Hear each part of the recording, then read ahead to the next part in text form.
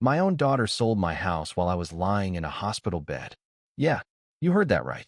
I went in for a minor heart issue. Came out to find strangers parked in my driveway, unloading a moving truck like they owned the place. One of them waved a deed in my face, smiled like they were doing me a favor. This says the house is ours, sir. I just stood there, still wearing my hospital bracelet, still weak from surgery, still thinking, this has to be a mistake. It wasn't.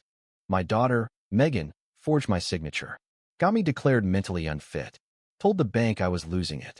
Then she took over my finances, sold the house, and pocketed the money, all while telling the rest of the family I was confused. I'll never forget the look in her eyes at Thanksgiving. She passed me the mashed potatoes like nothing was wrong. I smiled back, because I knew something she didn't. I still had the real deed, locked in my old gun safe in the garage. And inside that same vault was a little piece of paper she signed while high as a kite. A confession. She just didn't know it yet. I've lived in the same house for 36 years. 2 stories, brick front, sagging porch swing I never got around to fixing. Built it with my own 2 hands. Paid it off early. Raised my daughter here. Buried my dog in the back corner under the oak. It's not fancy, but it's mine. Or it was. I'm a retired electrician. Still wake up before 6. Still brew the same burnt coffee. Still drive my '98 Ford Ranger to Walmart once a week for dog food, even though the dog's been gone 5 years now. Routine's important when you live alone. After Carol died, I tried keeping the house how she liked it. Curtains washed every other Saturday. No shoes in the living room. Mail sorted into 3 neat piles. One for bills, one for junk, and one I labeled Megan. Megan's my daughter. Only child. She used to come by every Sunday with her boys. We'd grill burgers, toss the football around. She'd scold them for tracking mud in, and I'd say, "It's just dirt, Meg. Don't raise em in a museum." She'd roll her eyes, but smile. Those days got fewer and further between. Started small. A Sunday skipped here. A birthday text instead of a call there. Then came the excuses. Dad works just crazy. Dad, Kyle's got soccer now. Dad, can we skip this week? I get it. Life moves on. But it stings when the porch light stays on all night for no one. Still, I didn't push. I'm not one to guilt trip. I figured she'd come back around. Then last fall, I landed in the hospital. Nothing major. Some tightness in my chest. Doctors said it was mild, stress-related. Probably needed more rest. Megan showed up. Sat by my bed the first night. "Dad, you have to slow down," she said. "I do," I joked. "That's why I drove myself here." She didn't laugh. Next morning, I woke up to find her talking with the nurse. Whispering, like I couldn't hear through the curtain. "He gets confused," she was saying. "Sometimes forgets who I am." I stared at the ceiling. Heart monitor ticking like a time bomb. I didn't say anything. Later that week, she brought me one of those get-well balloons. But her tone had changed. Gentle. Careful. Like I was some porcelain doll. "You remember where your glasses are?" "Yes, Megan." "And your wallet?" "Yes, Megan." "Okay, good. Just checking." She never used to check. That was the first crack. When they discharged me 5 days later, she insisted on driving me home. I didn't fight it. Was still dizzy. But something was off the second we pulled up. My porch light was off. That's never off. And someone had trimmed the hedges. Badly. I frowned. "Did you hire a gardener?" "No," she said. "Too fast." Inside, my furniture was all rearranged. My recliner was missing. "Megan, where the hell's my chair?" "Oh, I moved it to clean. It's in the garage." I went to look. It wasn't. That night, I found a letter on the kitchen table. From the bank. Addressed to her, not me. It mentioned conservatorship proceedings. Legalese I didn't understand. But I knew it wasn't good. I asked her about it. She smiled tight. "It's just paperwork, Dad. In case something happens to you." "Something already did happen to me," I said. Her tone snapped cold. "Exactly." Then she changed the subject. Made me tea. Kept glancing at her phone. I didn't sleep that night. Next morning, I opened my freezer. Half the food was gone. The steaks I'd been saving were missing. My late wife's casserole dish, too. I asked her. Again. She looked at me like I was the crazy one. "You probably ate it and forgot." "Megan," I said slowly. "That was your mother's dish. I haven't touched it in years." "Well, maybe it broke," she said, shrugging. "Stuff breaks." I stood there, freezer door wide open. Cold air pouring out like all the warmth had just left the room. 1 week later, I got a call from my buddy Rick at the hardware store. Hey, Jack, you moving? I laughed. Not unless the wind blows the house down. Huh, he said. Just saw a moving truck in your driveway. Thought maybe you were downsizing. I hung up, heart pounding. There was a truck in my driveway. Megan's car parked behind it, and two guys hauling boxes out the front door. One of them was carrying my gun safe. I threw the door open. Hey, they froze. Megan walked out, smiling like she was hosting a barbecue. Dad, these are the buyers. Be nice. What buyers? I barked. The ones who bought the house. I looked at her. Really looked. She wouldn't meet my eyes. I didn't sell this house, I said. She handed me a folder. Actually, you did. I opened that folder with shaking hands. It was full of legal-looking papers. A quitclaim deed with my name scrawled on it. A notary stamp. Some bank stuff. My signature, except I never signed anything like that. This is fake, I said, flipping through the pages. Megan crossed her arms. No, Dad. You signed it 2 weeks ago. Don't you remember? No, I don't. She tilted her head, all sweet and patient. You forget a lot of things lately. It's okay. That word, forget. She kept using it like it was a crowbar. Something to pry my dignity open. I pointed at the two guys by the truck. Put that safe back in the garage. They looked at her. She nodded. Go ahead. He gets confused. That's when I snapped. I'm not confused. I'm not sick. And I sure as hell didn't sell my house. The buyers walked up. Young couple. Looked uncomfortable. The husband tried to shake my hand. Sir, we paid cash. We're just here to move in. I ignored him. Megan stepped in. Dad, stop making a scene. You're scaring them. I just stared at her. You sold your soul, Megan. She flinched, but just for a second. Then the mask slipped back on. No, Dad, she said calmly. I saved you from yourself. I didn't know what to do, so I went back inside and locked myself in my bedroom. It was the only room they hadn't touched yet.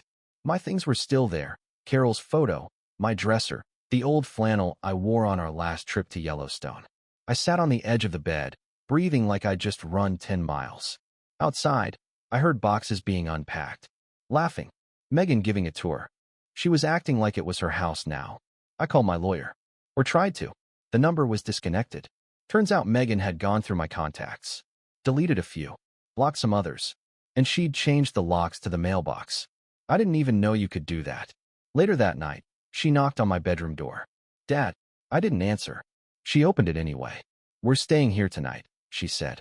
Just for a few days while the buyers get settled. They don't want to move in until the utilities are switched. I stared at her. You mean my utilities? She smiled. They're in my name now. It's easier that way. I stood up. You stole from me.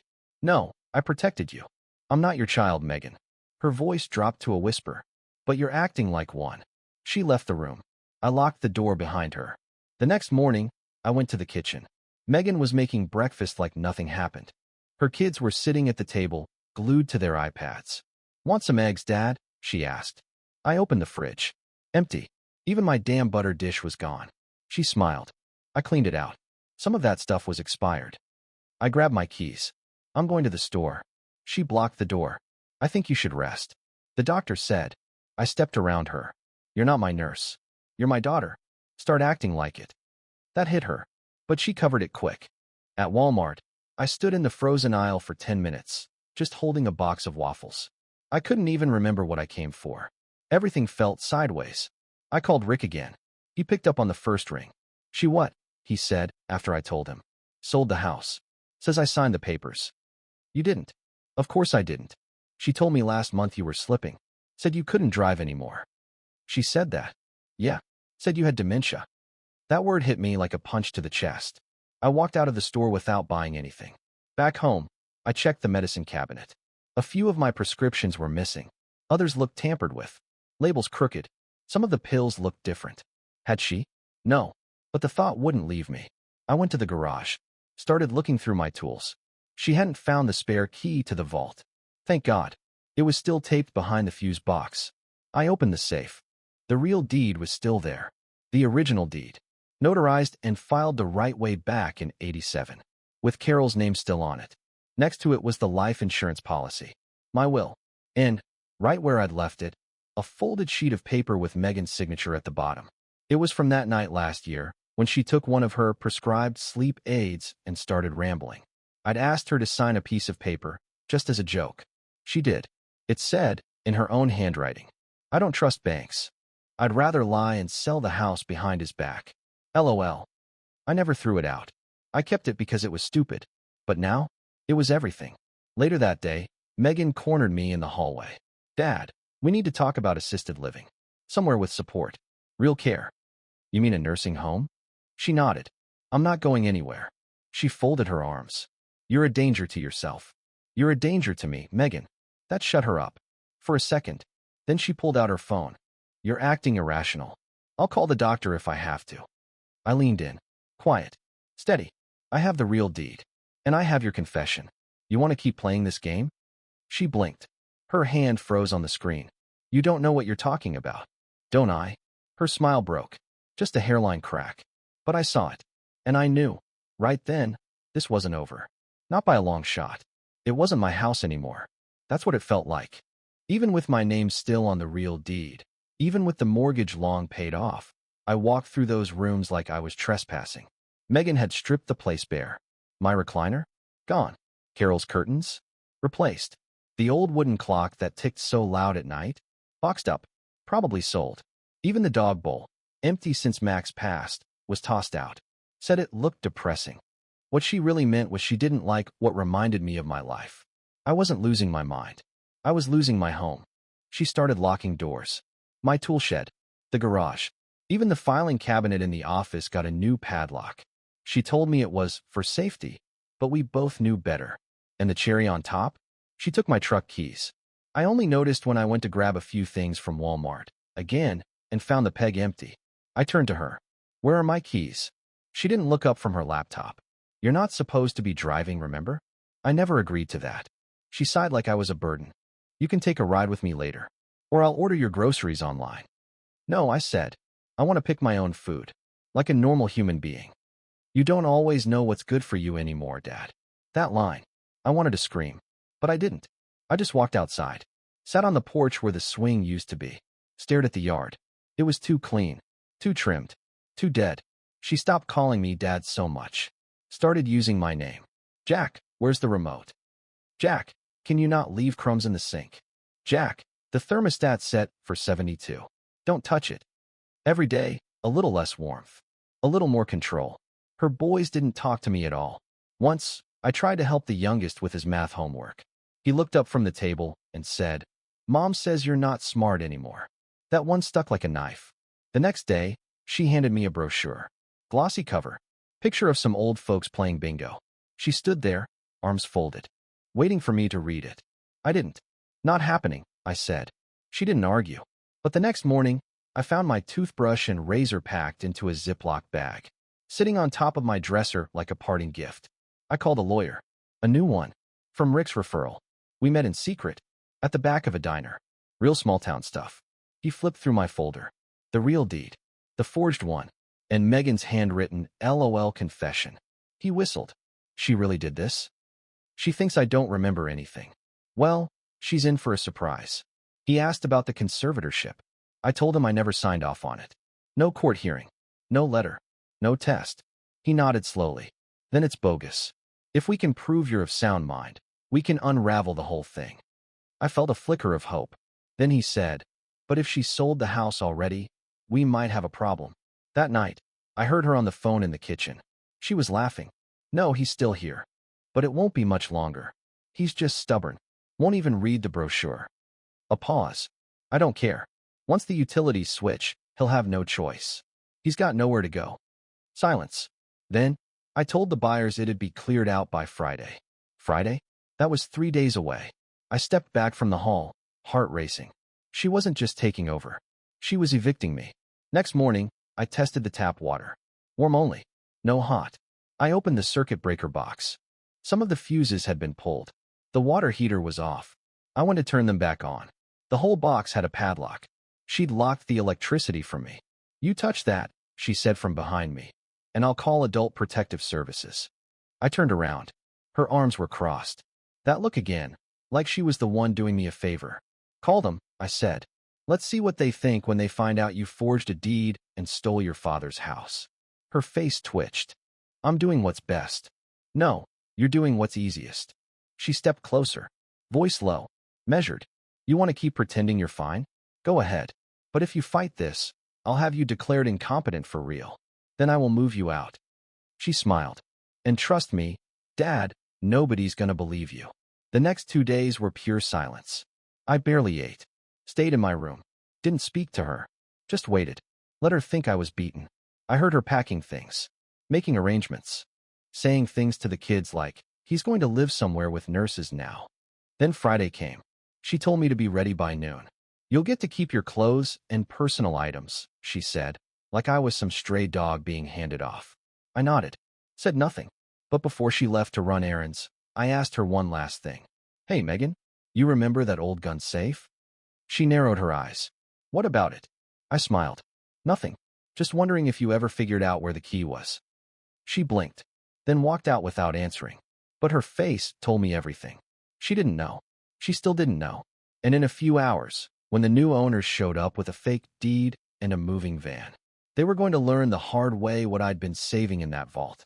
Friday morning, she made pancakes. That's what got me.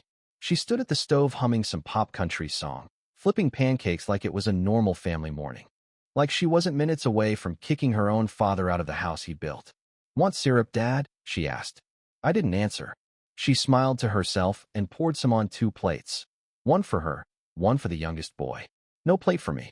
I sat at the table and stared at the chair across from me. The one that used to be Carol's. It was empty. Again. At 11:45, a knock at the door. The buyers. Same couple as before. Holding a manila folder, dressed nicer than last time.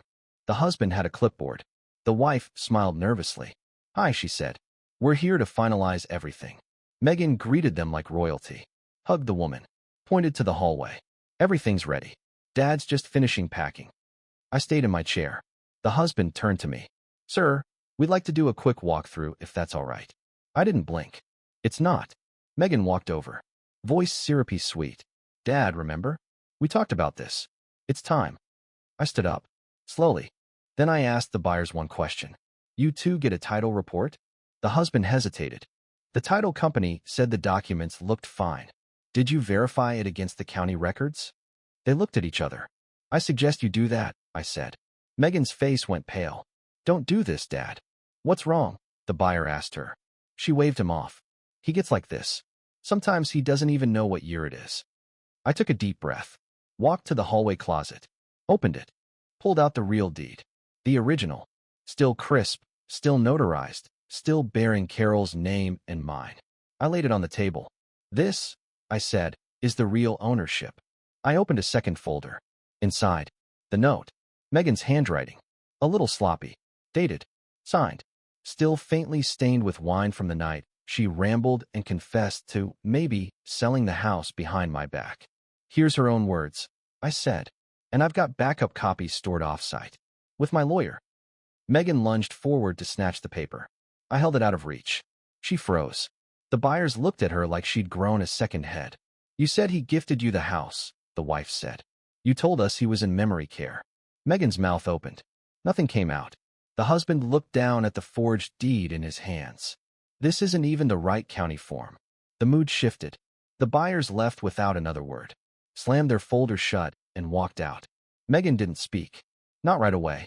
She just sat down and stared at the floor like a toddler caught stealing. You ruined everything, she finally whispered. No, I said.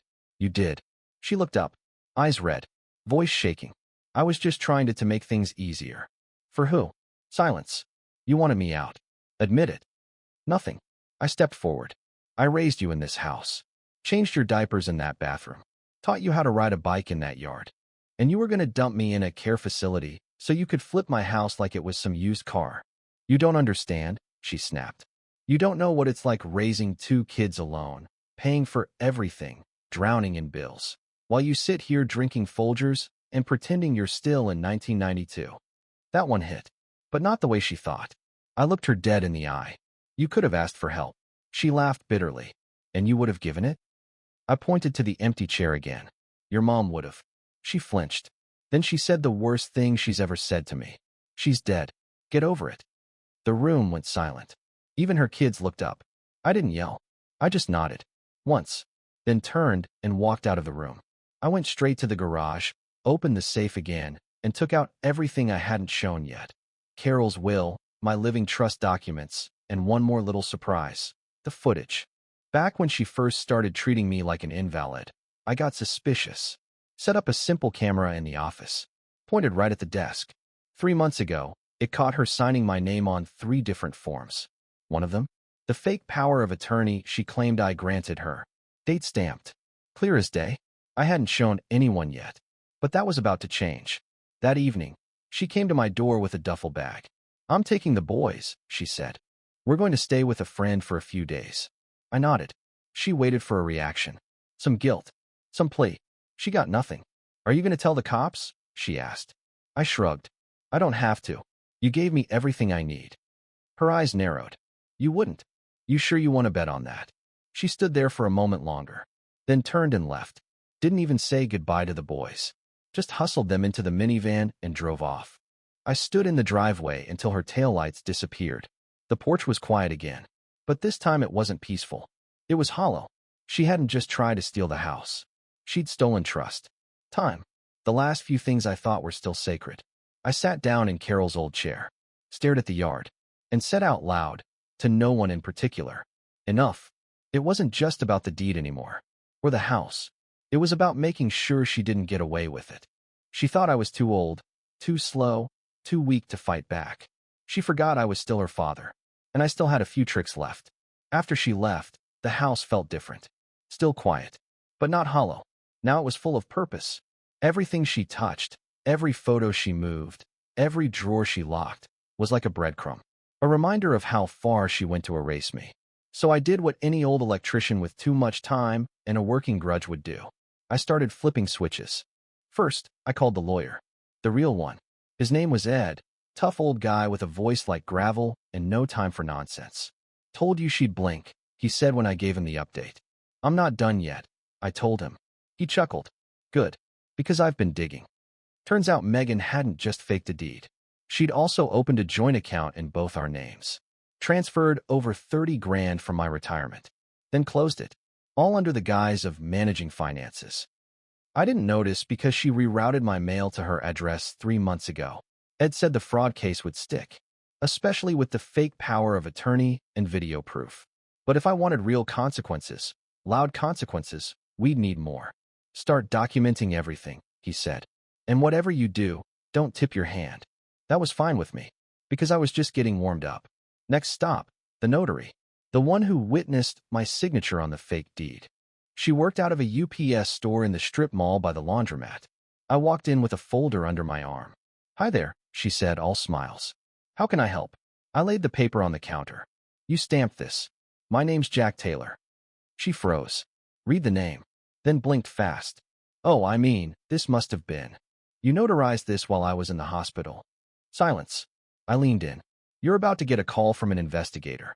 You should think real hard about what you're going to say." I didn't yell. Didn't have to. By the time I left, her hands were shaking. Back home, I started cleaning. Not tidying. Clearing. Every item that still felt like Megan, gone.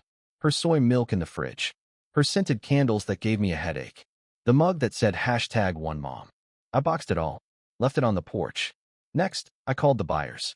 Gave them a copy of the real deed. Then gave them the name of my lawyer and the number for the county records office. They weren't mad at me. They were furious at her. "You think she's done this before?" the wife asked. I said nothing, but I wondered the same thing. I spent that night in the garage, sorting through Carol's old paperwork. Found a journal I forgot she kept. On the last page, in her neat handwriting, it said, "If Megan ever gets too lost, pull her back. If she won't come back, let her go." I closed the book. Sat there a long time. Then I opened my laptop and logged into something Megan didn't know I had. An old email account tied to my phone from years ago. One she hadn't messed with. Inside it, every photo, every voicemail, every message she deleted off my newer devices. She tried to erase me, but I kept backups of everything. Next day, I made one more stop. The sheriff's department. I didn't press charges. Not yet. I just gave them a courtesy packet. Timeline. Signatures. Bank records. Video files. Her little handwritten confession. The deputy flipped through it all, eyebrows slowly rising. You sure you want to go through with this? He asked. Not yet, I said, but I want her to feel the ground shake. He grinned. Consider the ground warned. That evening, I got a text from Megan. Can we talk? Followed by another. I overreacted. Maybe we both did. Then a third. The boys miss you. Sure they did. She hadn't texted me in a week. Not even a check-in. Not when she left. Not when she stole 30 grand. But now she wanted to talk? I typed back one line. Come alone. She showed up the next morning. No makeup. Hair tied up. Wore one of her old hoodies like it might make me forget everything. She stood in the doorway. I'm sorry, she said. For what? I asked. She hesitated. For the house. The papers. The way I acted. That's when I knew it was real fear. Not guilt. She knew the walls were closing in. I just needed help, she said. I didn't know how to ask. You knew how to steal, I said. She sat down at the kitchen table, right across from Carol's chair. I thought you were getting worse, she whispered. I really believed that. Then why'd you lie to everyone else? No answer. You told them I was gone, I said. You told my friends I was too far gone to talk. You told the bank I couldn't remember your name. She buried her face in her hands. You humiliated me, Megan. I was desperate. You made me feel invisible. Silence. Then she said the quiet part out loud. I didn't think you'd fight back. I leaned forward. I'm not done fighting. She looked up. What are you gonna do? I didn't answer right away. Just stood up. Walked to the safe. Took out a plain manila envelope and laid it on the table between us. Inside, copies of everything. Deed. Confession. Video. Account statements. And one more thing. A typed letter to her employer. She worked in financial services. Very strict ethics policy. Her hands trembled as she opened it. You're bluffing, she whispered. I didn't blink. You've got two choices, I said. Fix it. Publicly. Pay back every penny. Apologize to the people you lied to. Or I bury you in paperwork until you forget what fresh air feels like. Her face crumpled. She wasn't used to consequences. And certainly not from me. I poured a cup of coffee and took a long sip. Then I looked her in the eyes. You sold your father out. She nodded slowly. Tears falling now. I know. Good, I said. Because now it's your turn to watch me work. The day after Megan's apology, I sat in my recliner and watched the sun rise through the same window she once tried to board up. She thought it was over. She thought I'd fold after a few tears and an empty sorry. She forgot who I am. First move, I met with Ed, the lawyer, again. This time with everything printed and triple copied. I want her cut off, I told him. Every power she took. Every account she touched. I want her name out of my life, like she was never born. He raised an eyebrow. You want her disinherited? I want her erased. He didn't argue. The conservatorship? Already flagged with the court.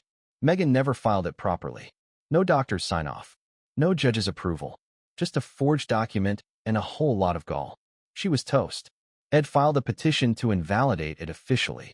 Second move, I visited the county records office. The clerk was a sweet woman in her 50s. The kind that bakes muffins for city meetings. I handed her the real deed. This is the original, I said. Signed in '87. The new one's a fake. She compared them. Scanned both. Her eyes narrowed. This isn't even our county's stamp. Exactly. She flagged it for fraud and notified the registrar. Now Megan's little paper trail? Invalidated. On record. Public. Then I paid a visit to the buyers. Brought pie. Southern hospitality goes a long way when you're also delivering legal landmines. They were already mad. But when I showed them the forgery notice from the county, the husband almost dropped his coffee. She told us it was cleared. That you approved it. She told a lot of people a lot of things, I said. She'll be getting a call. He laughed bitterly. From our lawyer? I smiled. From several. Back home, I set up the next phase. The financial hit. I contacted every bank where Megan had touched an account in my name.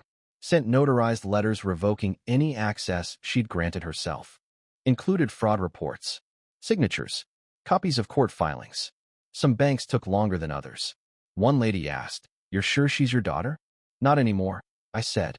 Then I pulled the last card. Her job. She worked for a firm that managed small business accounts. She had access to sensitive info. Retirement portfolios. Trust funds. And she'd used her own father's finances like a piggy bank. I drafted an anonymous email. Attached the footage of her forging the power of attorney. The screenshots of her opening a joint account. The voice memo where she said, "I'll move him out Friday. He'll have no clue." Subject line, urgent, employee ethics breach, financial misconduct. Sent. 1 hour later, they opened it. 6 minutes after that, I got a bounce back. Her company email was deactivated. Megan didn't find out until the next morning. She stormed into my driveway like a Category 5 storm in yoga pants. "You got me fired," she said. "No," I said, sipping my coffee. "You got you fired.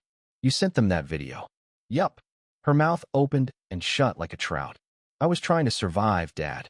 You think it's easy raising 2 kids alone? Trying to juggle work and bills while you sit here polishing your lawn chairs? You had a choice. I made the choice." "No. You made every wrong one." She followed me to the porch. "I could lose the house. You never owned it. I could lose the boys. That's on you." Her eyes narrowed. "You really want to take this to court?" I stood up, slowly, walked to the edge of the porch. "I already did." She blinked. I handed her the envelope. Inside, court filing notices, fraud reports, letters from the state bar. One was from her former employer's legal department. She didn't even finish reading, just looked up and whispered, "You're really doing this." "I did this. You just caught up." For a second, I thought she might cry, but Megan never really cried. Not unless it helped her. And sure enough, her voice softened. "What about the boys?" "They can visit," I said. "But not with you." She laughed. Cold. Flat. "You really think they'll believe you over their mom?" "I don't need them to believe anything. I need them to see the truth." She flinched. And then, for the first time, her mask cracked just enough. "I didn't think you'd fight back," she said again. I stepped down from the porch. "You told everyone I had dementia. That I was confused." She nodded. "And now?"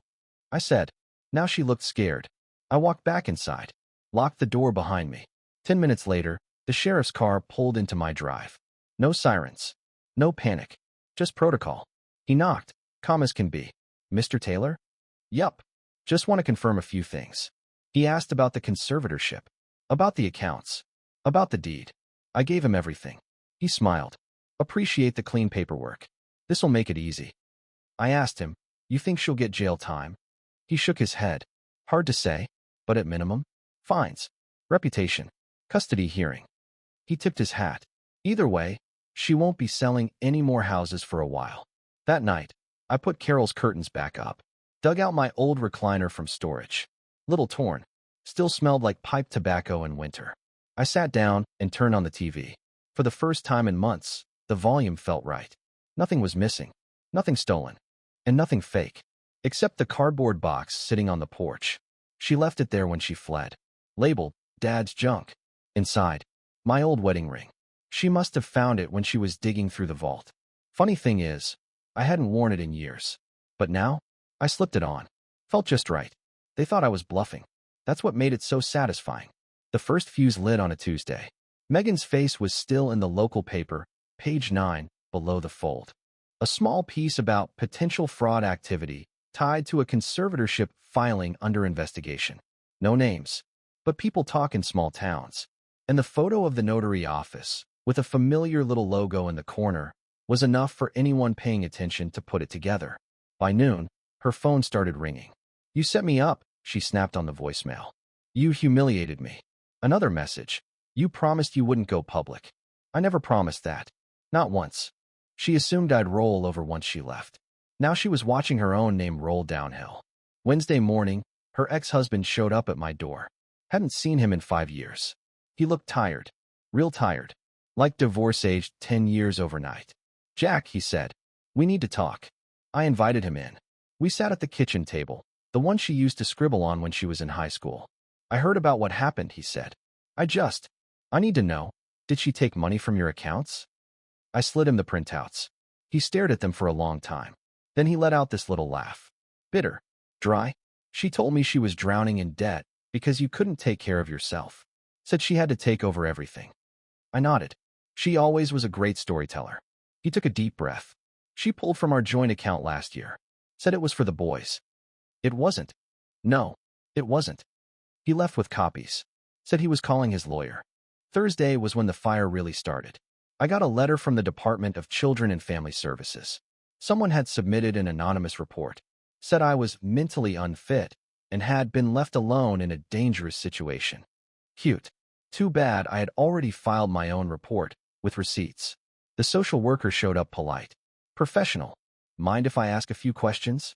Go right ahead. I offered coffee. Gave her everything. Bank logs. Legal notices. Her confession. A copy of the video of Megan smiling as she forged the POA. The woman blinked hard. I've never seen a case like this. Neither had I said. But I lived it. Before she left, I asked if Megan had been the one who made the report. She didn't answer. She didn't have to. Friday afternoon, Megan called again. I let it ring. Then another call. From her work number. Which surprised me, until I picked up and heard a different voice. Hi, this is Erica from Riverstone Financial. I'm calling in regard to a former employee, Megan Taylor. I almost smiled. She listed you as a reference and emergency contact. Uh-huh. Well, we're conducting an internal audit and need to verify some information. Do you have a moment? I've got all the time in the world.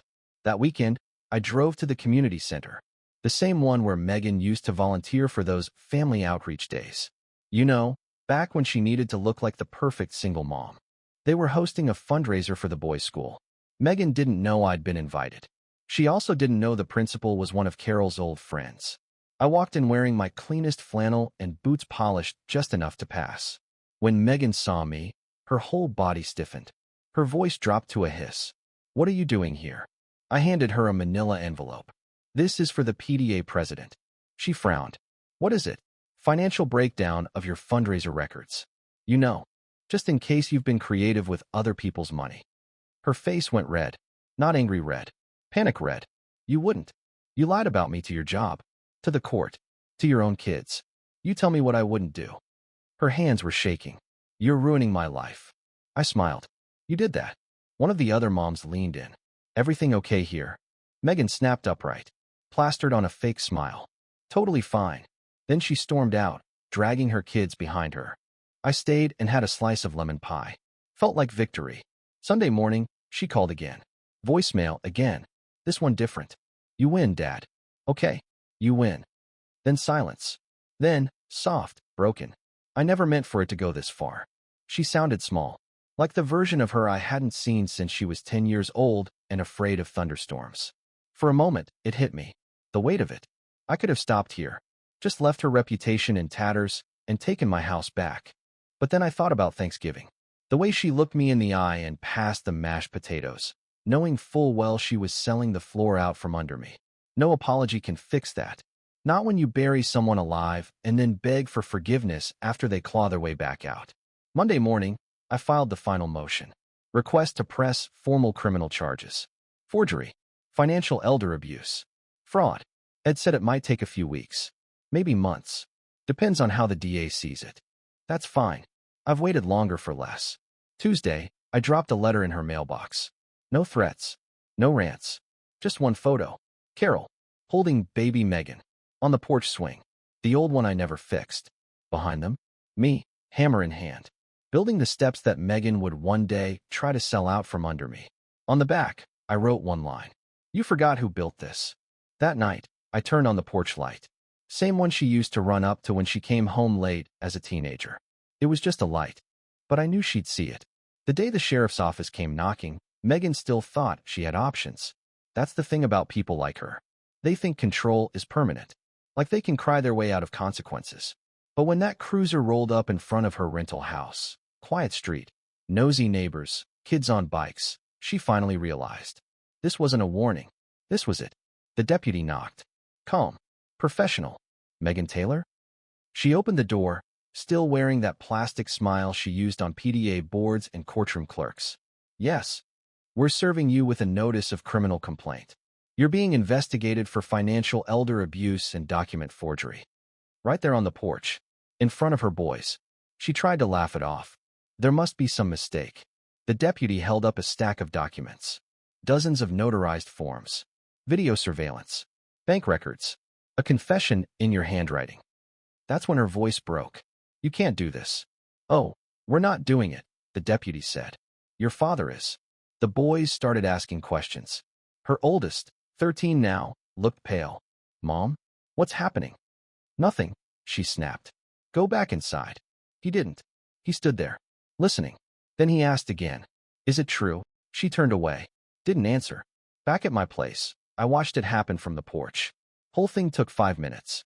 Then her car peeled off, tires screaming. She came straight to me. Didn't knock. Just burst into the kitchen, fists clenched, eyes wild.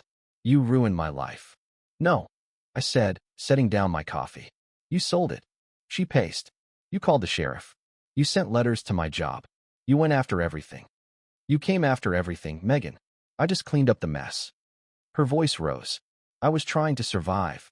You were trying to cash out your own father. She pointed at the hallway. At least I didn't record you without asking. I stood. I didn't need to record you. You left a trail a mile wide. She stepped closer. What do you want from me? I already got it. No, you didn't, she spat. You wanted me to suffer. You wanted me destroyed. No, I said quietly. I wanted you exposed. She froze. You have no idea what this is going to do to me. I know exactly what it'll do. I could lose the kids. I know. I could go to jail. I didn't respond. Because that one was hers to sit with. She stared at me like she was seeing a stranger. You're not who I thought you were. Neither are you. That night, her name hit the local news. The story was small, but real. Daughter accused of forging documents to steal home, finances from elderly parent. No mugshot yet. But the rumor mill didn't need one. Her phone started blowing up. Her mom friends group chat? Left it. Work reference letters? Revoked. The church she dragged her kids to every Easter? Silent. Then came the kicker. Ed filed an emergency motion for civil damages. Restitution. Emotional abuse. Financial recovery. He even threw in pain and suffering, just for fun. The court scheduled a hearing. 2 weeks out. Plenty of time for Megan to stew in the storm she built. 3 days later, her ex came back into the picture. But not for her. He called me. Jack, I want custody. I figured you would. She's unraveling. I know. She's telling the boys I planned this with you. She's panicking. He sighed. They're scared. They don't know what's real anymore. I swallowed hard. I know exactly how that feels. The oldest called me that night. Didn't say much. Just asked one question. Grandpa, did Mom really lie about everything? I wanted to lie back. Say something gentle. Soften the blow. But then I thought about all the nights he sat at my table while his mother slowly erased me from my own life. So I told him the truth. Yes, she did. The next morning, Megan showed up again. No makeup. Puffy eyes. Sleepless. She didn't speak. Just stood in my yard, watching me water the rose bushes Carol planted before she passed. After a long silence, she said, I lost the boys. I kept watering. She sniffed. I don't know where I'm supposed to go. I didn't stop. I don't know who I am anymore. Finally, I looked up. You're the person who thought I'd forget everything. She turned to leave. Then she paused. I didn't think you'd actually go through with it. I gave her the same line she once threw at me. You don't always know what's good for you anymore. She didn't laugh, didn't speak, didn't look back, just got in her car and drove away. Inside the house, I sat back in my chair. Carol's chair, actually. The one Megan tried to dump in a storage unit. And for the first time in a long time, the house was quiet. Not empty, not heavy, just quiet. I reached for the same stack of mail I check every morning. Bills, coupons, a birthday card from my brother. And right there, sitting on top, a small white envelope. No return address. Just 2 words written in a shaky hand. I remember. The house is quiet now. Not silent like grief. Just still. Like it's waiting for something. Or maybe someone. But there's no one coming. Not anymore. Megan moved 2 towns over. Got a cheap apartment behind a Dollar Tree. Word is she's working part-time at a call center. No benefits. No future. She fought the charges for a while. Claimed stress. Claimed confusion. Even claimed she thought I was already dead. Didn't stick. The DA dropped the jail time. First offense, no priors. But she walked away with a felony on her record and a mountain of restitution. Ed made sure the payment plan includes garnished wages. I told him I don't care if it's $5 a month. She's going to feel it. Forever. Her boys live with their dad full-time now. They don't visit. Not yet. But her oldest sends texts sometimes. Usually short. School updates. Sports stuff. Last week he wrote, Grandpa, what's your favorite dinner? I didn't answer. Not right away. I'll wait till he really wants to know.